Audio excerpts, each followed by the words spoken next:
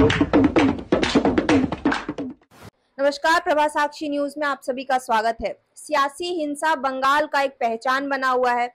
अक्सर ऐसा देखने को मिलता है कि चुनाव के दौरान तरह तरह के वीडियो सामने आते हैं जहां पर अलग अलग पार्टी के कार्यकर्ताओं को टारगेट किया जाता है। इस बार भी लोकसभा चुनाव के पहले से ही ये सियासी हिंसा का सिलसिला शुरू हो गया था। चुनाव के दौरान भी कई जगह पे बंगाल में हिंसा देखने को मिली और अब चुनाव समाप्त होने के बाद भी कई जगह पे हिंसा देखने को मिल रही है। इस वक्त हमारे साथ मध्य हावड़ा मंडल के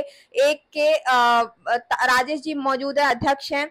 इनसे हम बातचीत करेंगे और ये जानेंगे कि बंगाल में ये जो राजनीतिक हिंसा का दौर आज से नहीं बहुत सालों से चलता आ रहा है, तो इस पे बात करेंगे और जानेंगे कि आगे इसका क्या फ्यूचर है, क्योंकि अगर इस तरह से चलता रहा तो जो भी विपक्षी दल के नेता हैं वो फ्री होके काम नहीं कर सकते और अभी लोकतंत्र खतरे में है, इस तरह की बातें भी कही जा रही थी। तो इन तमाम चीजों को लेकर हम बातचीत करेंगे। सबसे पहले तो स्वागत है आपका हमारे चैनल पे। एक वीडियो सोशल मीडिया पे वायरल हो रहा है जिसमें भाजपा कार्यकर्ता जो है वो सुरक्षा की मांग करते हुए देखे जा रहे हैं। कह रहे हैं कि उनकी जान खतरे में है और बंगाल में जो उन पे हमला हो रहा है चुनाव के बाद, इसे कैसे देखते हैं और क्या मांग करना चाहते हैं? देखिए, ये बड़ा ही दुख की बात है कि भारत एक लोकतांत्रिक देश है और इस लोकतांत्रिक देश में सभी व्यक्ति को अपने लोकतंत्र का अधिकार प्राप्त है। किंतु ये बड़ा दुर्भाग्य की बात है कि हम जिस राज्य में रह रहे हैं, इस राज्य में ये चुनावी हिंसा का दौर लगातार कई वर्षों से चला आ रहा है। हम पश्चिम बंगाल में कम्युनिस्ट पार्टियों का भी शासन देखे थे, उस समय भी वो विपक्षी दलों पे इस प्रकार की हिंसा करते थे।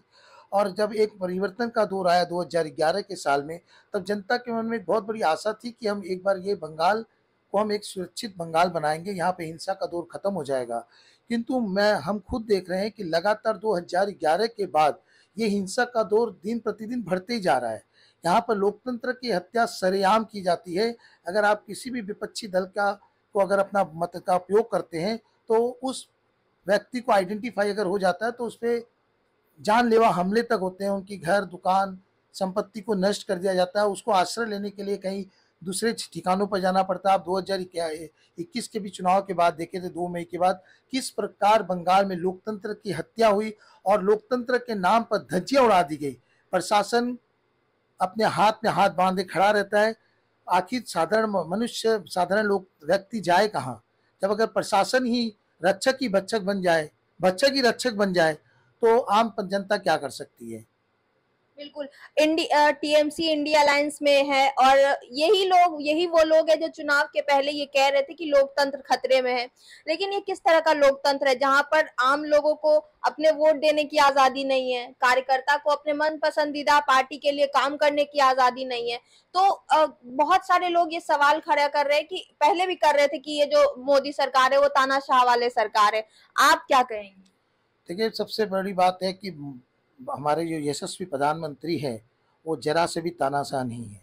आप इनके सारे चुनावी जितनी भी मीटिंग है और इनके जितने भी काम, हाँ, इनके डिसीजन कड़े हो सकते हैं, लेकिन इनके नेतृत्व में कभी भी देश में लोकतंत्र की हत्या या लोकतंत्र पे कभी भी आंच नहीं आई है। अगर ऐसा ही होता तो आज जिस भारतीय जनता पार्टी 400 का जो टारगेट लेके चली थी 240 पर अटक गए। अगर ऐसा तानाशाह होता तो हम जिस प्रकार बंगाल की राजनीति देखते हैं, यहाँ पे अपोजिशन के कैडरों को वोट देने नहीं जाता, बूथ जाम कर दी जाती है। लिलुआ में हमने देखा कि बहुत से कम्प्लेक्स की लिफ्ट बंद कर दी गई थी। लोगों को, साधारण मतदाताओं को रास्ते में जाने नहीं दिया जा रहा था। उनकी आइडेंटिफाई थी कि अगर ये भाजपा या अन्य विपक्षी दल के कार्यकर्ता या वोटर है, उनको वोट देने नहीं दिया जा रहा था। सबसे बड़ी दुख की बात है कि इंडिया अलायंस के जो गठबंधन दल है, कांग्रेस और सीपीआईएम, जो एक तरफ तो दिखा रहे हैं कि हम इंडिया अलायंस के गठबंधन हैं और पश्चिम बंगाल में के जो दंगे प्रसाद हो रहे हैं उन पे मूक दर्शक बन जाते हैं, इनकी आवाज बंद हो जाती है। ये ममता बनर्जी अगेंस्ट में कुछ नहीं। कितनी बड़ी दुर्भाग्य की बात है कि हम बंगाल की जनता को कितना बेवकूफ समझ के रखे हैं कि एक तरफ तो ये अलायंस करके रखे हैं पूरे इंडिया लेवल पे और बंगाल में दिखा रहे हैं कि हमसे आपसे लड़ाई झगड़ा है। बिल्कुल। चुनाव का जो परिणाम आया है उसको कैसे देखते हैं आप, क्योंकि बंगाल में बहुत भाजपा का नुकसान हुआ है, पहले से जो सीटें जीती हुई थी वो भी गवा चुकी है। देखिए, हार जीत लोकतंत्र का सिक्के के 2 पहलू हैं। अगर हमारा वोट बैंक लगभग 1-2% का ही कम हुआ है, बहुत ज़्यादा फर्क नहीं आया है, लेकिन हमने सीट बहुत ज़्यादा गंवा दी है। हमें 6 सीट का सीधा नुकसान हुआ है। इस पर हमारा उस नेतृत्व विचार करेगा कि हमारी कहाँ पर गलतियाँ हुई हैं, और हमें भी अगर सलाह मशवरा हमसे भी मांगा जाएगा तो हम भी उस पर भागीदार बनेंगे कि हमारी गलतियाँ जो हुई है उसको आगे इसके लिए सुधार किया जाएगा। और दूसरा क्या है कि 2021 के बाद हमारे बहुत से कार्यकर्ताओं को भय का वातावरण जो पैदा हो गया था, उससे हमारे बहुत से कार्यकर्ता हैं जो अभी भी खुल के राजनीति नहीं कर पाते हैं। बिल्कुल, 2021 में भी हमने कवर किया था तो ये देखा था कि चुनाव के बाद तरह-तरह के फोटोज और वीडियोस आ रहे थे जहां पर लोगों को मारा काटा जा रहा था। तो इस बार कहीं ना कहीं वो भय के कारण भी सीटें गंवा चुकी है भाजपा। अभी 2026 में भी इलेक्शन है, किस तरह से तैयारी करेगी भाजपा, क्योंकि अब मुकाबला जो है वो और ज्यादा टक्कर वाला होगा और चुनौती आप लोगों के लिए और ज्यादा होने वाली है। देखिए, भारतीय जनता पार्टी हमेशा लोकतंत्र में विश्वास करती है और करती रहेगी, और हम यहाँ की जनमानस पे विश्वास करके इलेक्शन में जाते हैं। हम बूथ कैप्चरिंग या किसी कार्यकर्ताओं को डरा धमका कर किसी राजनीति में विश्वास नहीं करते हैं। तो जनमानस जिस दिन हमारे संग संपूर्ण रूप से आ जाएगा, उस दिन हमें ये बूथ कैप्चरिंग करके जीतने की जरूरत नहीं पड़ेगी। आज हमारा अपोजिशन जो पार्टी है, यहाँ की रूलिंग पार्टी है, ये बोलते हैं हमने विकास किया। तो विकास अगर आपने किया है तो आपको बूथ कैप्चर करके या वोटरों को डरा धमका के जीतने की क्या जरूरत है।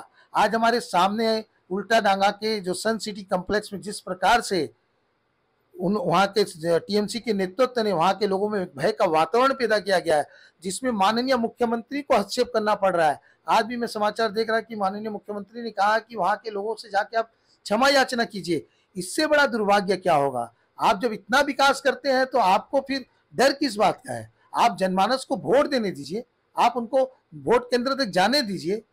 अगर आपने विकास किया तो आपको जनता जरूर वोट देगी। बिल्कुल, आपके जो भाजपा के जो युवा कार्यकर्ता हैं खास करके, उनमें बहुत ज्यादा भय हो गया है इस चुनाव के बाद। 2026 में फिर इलेक्शन है, किस तरह से आप उनको मोटिवेट करेंगे कि वो फिर से भाजपा के लिए काम करें, क्योंकि कहीं ना कहीं डरे हुए हैं भाजपा कार्यकर्ता, खास करके युवा। देखिए, भारतीय जनता पार्टी का प्रत्येक कार्यकर्ता एक दूसरे के संग खड़ा है। आज हमारा जो राज्य स्तरीय और केंद्र स्तर का जो नेतृत्व है, उन्होंने हमें बार बार भरोसा दिलाया है कि हम आपके संग कंधे से कंधा मिलाकर खड़े हैं। तो ये जो भय का वातावरण है, देखिए जान माल का सभी को भय रहता है, किंतु फिर भी जिस प्रकार भाजपा नेतृत्व आज हमारे समक्ष खड़ा है, तो मुझे लगता नहीं है कि भाजपा का कार्यकर्ता 2026 में डर के काम करेगा, बल्कि और शक्तिशाली भाजपा का कार्यकर्ता को जितना डराया धमकाया जाता है वो उतना ही सशक्तिशाली होता है। ये जो नई सरकार बनी है मोदी 3.0, इसको लेकर क्या कहेंगे? देखिए, ये हमारा बड़ा सौभाग्य की बात है कि हम एक बार फिर विश्व की महाशक्तियों में आगे बढ़ने वाले हैं। मोदी जी ने जो हमें टारगेट दिया था कि हम तीसरे स्थान की इकोनॉमी बनाएंगे, तो उन्होंने देखिए पहले दिन से ही कैबिनेट के काम चालू कर दिया है, और 125 दिन का जो हमारा लक्ष्य का टारगेट है उसमें उन्होंने काम करना चालू कर दिया है। और हमारा जो पोर्टफोलियो भी आपने अगर देखा होगा तो हमारे वही मंत्रिमंडल जो है, जो देश के लिए जरूरी था, हमने किसी भी प्रकार का समझौता न करके अपने मंत्रिमंडल में और अपने टारगेट को दिखाने के लिए प्रस्तुति पेश की है।